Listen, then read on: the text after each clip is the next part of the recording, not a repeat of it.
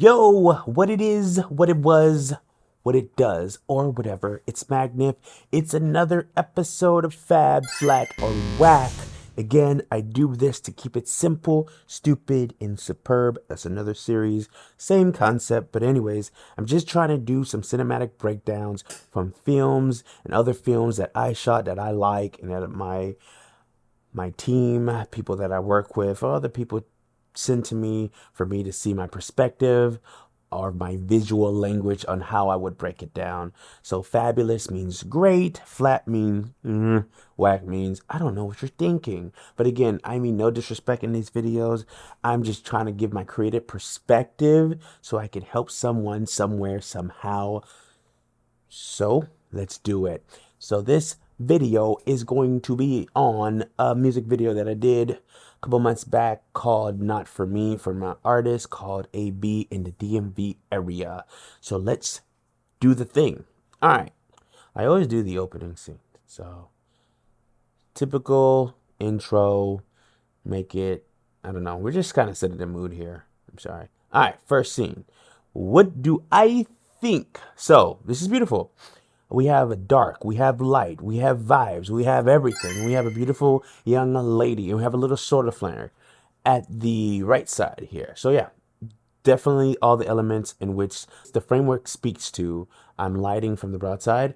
I am giving you contrast in the face. I have some darkness and I have some light points. The frames are nice, and I'm shooting in a triangle of the room. I really don't have that much to say here. I love her skin tone. I'm giving this little bit of warmness, and I'm giving this little bit of vibeness with this air stereotube at the end. A lot of people put the stereotubes on their shots. Is it? People keep saying it's played out. I don't think it's played out. Just make it tasteful.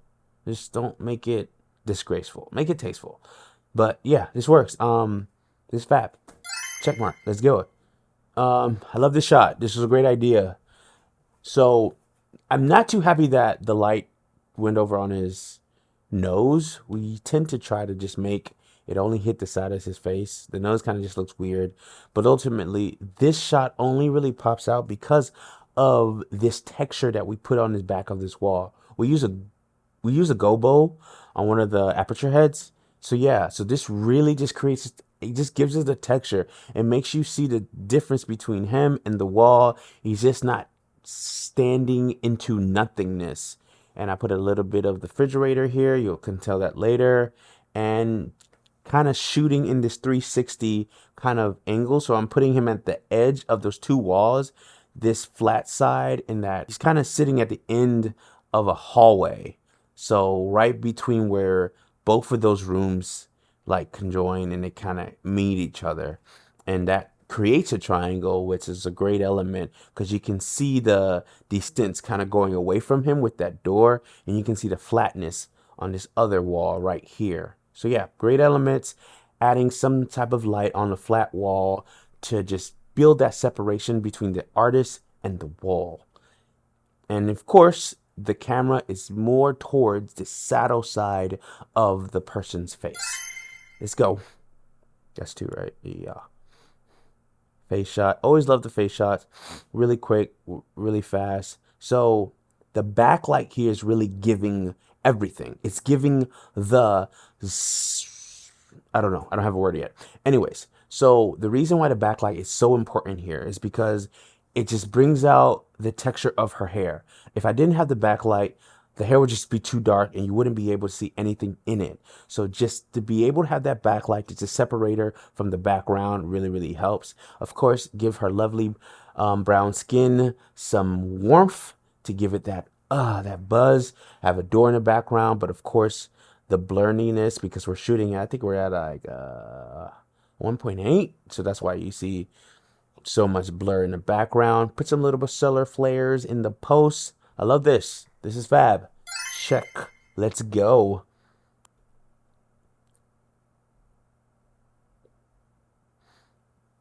Interesting. So right here is a very, very, very interesting shot. I just made it.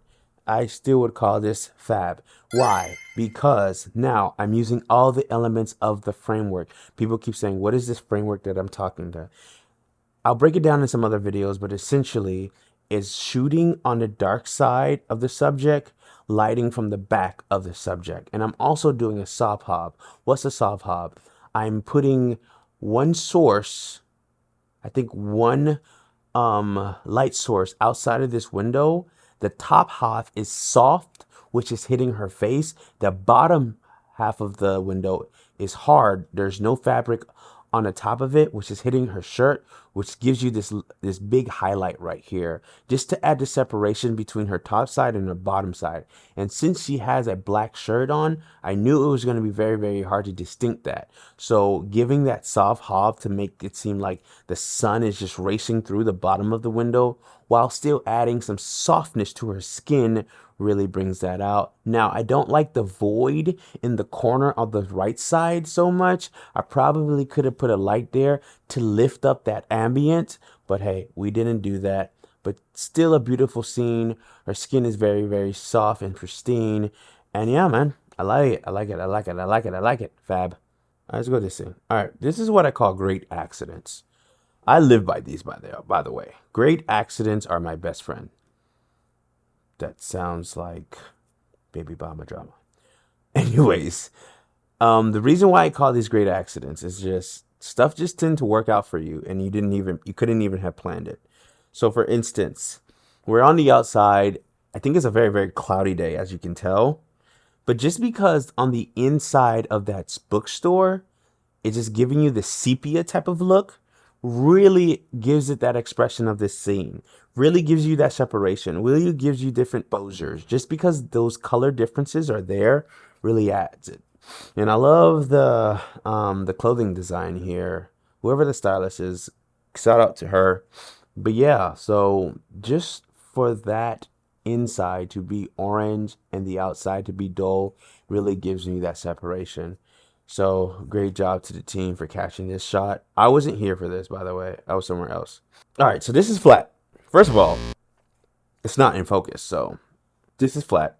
It should be whack because I'm not in focus, but we'll talk to him when we see him. Anyways, why am I saying this? You see the dullness in this scene?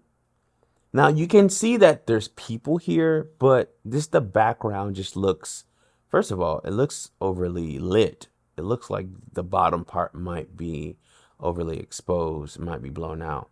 But there is separation because you have human elements, but I'm not giving you too many facial textures with the lighting as far.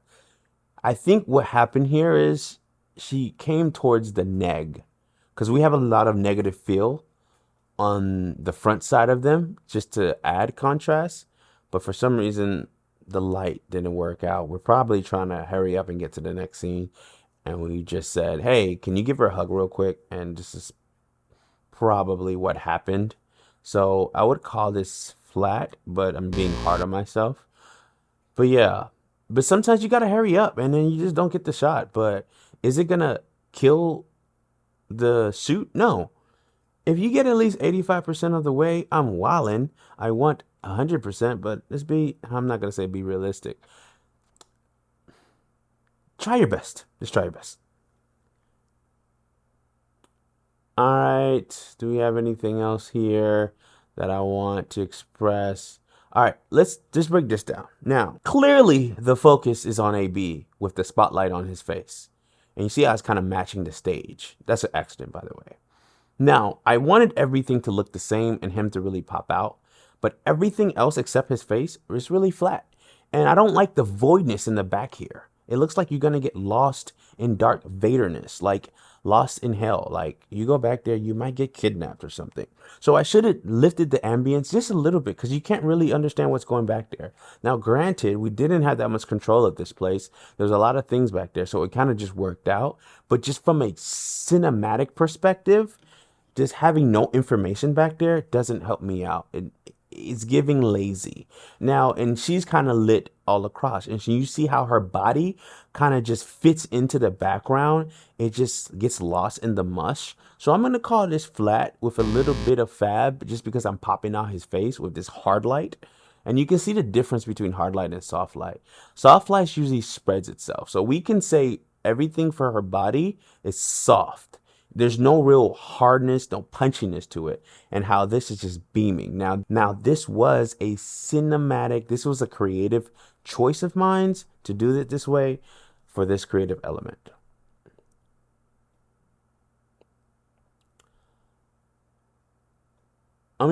So that's about it, man.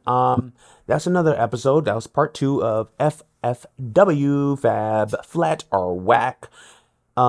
Again, like I said, I do these videos for the person that really doesn't understand, or it's for a different way of expressing myself on how I go about shooting from the cinematic perspective, from the filmatics perspective, from a creative perspective. See how we break down shots, how we compose, how we talk about it, how we go about our creative language, our visual language. So Sunday, I can help someone, somewhere, somehow. So until next time, there'll be a next time. Click that like button, subscribe, and see you again.